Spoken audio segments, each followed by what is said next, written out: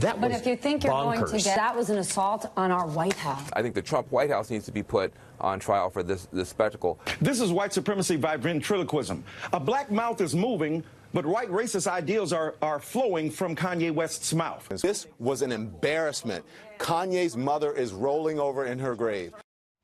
All right, some of the media reaction last night to Kanye West's lunchtime meeting with the President of the United States. Let's bring in Candace Owens.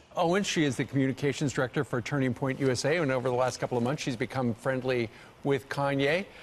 Candace, what did you make of some of those sound bites, for instance, talking about how his appearance was an assault on the White House? Look, all of the commentary that I've heard surrounding this meeting has been absolutely despicable, utterly racist, especially coming from CNN.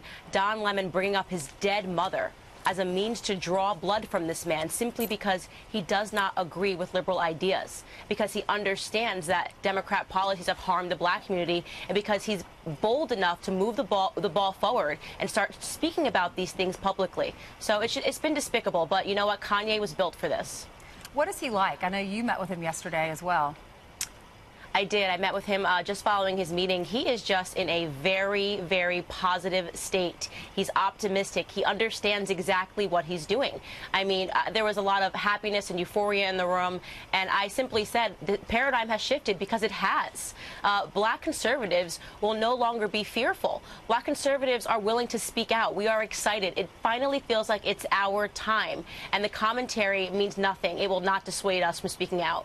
Well, it's kind of interesting because the backlash has been so enormous. You would think that maybe the word is keep your mouth shut, because who wants this blowback, Candace? Can you blame somebody for not coming forward when you get this type of retribution?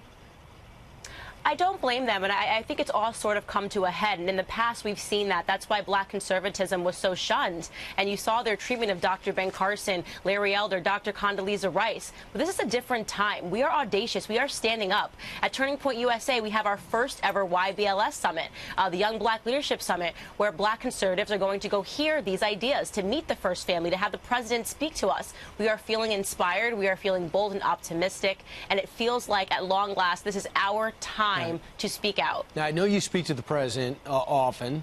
You know Darrell Scott and others. We've had him in here, Ben Carson. They're making some major moves in the inner cities. We know about the new opportunity zones that's in the new tax reform, but they're not doing a good job getting the message out. How do you change that? That's exactly what I'm doing. I feel like in so many ways that's what I'm here for, to get the message out. That's why we're doing this summit, to bring our community to the ideas. And I myself, I'm launching a project next week, which I'm not going to speak about today, which will be really exciting, where we will target the inner cities, and we will have these sorts of rallies and conversations to keep this going. Kanye has built us a runway, and we're not going to squander that opportunity whatsoever. Candace, what's your message to the soundbiters who were on television last night and will be on today, talking about looking at what Kanye said there in the Oval Office in that 10-minute soliloquy and regarding him as crazy? What's your message to those people?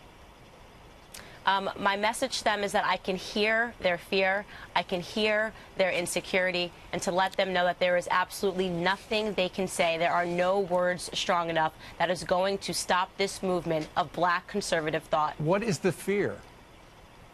They're fearful that they're losing control and that they're losing power. It was one thing when they were surprised by Donald Trump's presidency. They were surprised by that. They thought Hillary had this. They had done so much and invested so much into her. And then America surprised them. But they never, ever, ever saw this coming. They never saw an awakening in the black community, that we might start to understand our history and to understand that they are our oppressors. They have always been our oppressors, and we will no longer let them oppress us. All right. Candace, how big is that movement?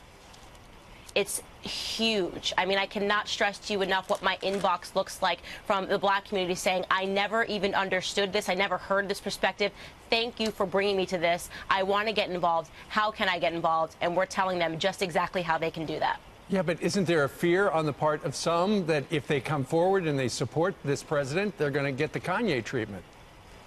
No, it feels a bit punk rock, a bit rock and roll. You know, wearing the MAGA hat, as Kanye stressed yesterday, there is something empowering about that. I wear it through airports all the time to let people know liberals cannot bully me. There is nothing that you can say that distracts me from knowing that I am correct and I have the right to wear this hat and to support this presidency. I have to ask you, what do people say in the airport when they see the hat? Do you ever get bullied? Yes. So last week I was on an American Airlines flight, and a woman walked over and she said, "I want to let you know that your hat offends me as a woman." And I said, "I want to let you know that that's none of my business. Have a seat." Have a seat. Let's go. All right. All right. Exactly. Candace Owens, who's got a big announcement next week. Stop by and tell us, okay? Absolutely. Thank you guys so much. All right.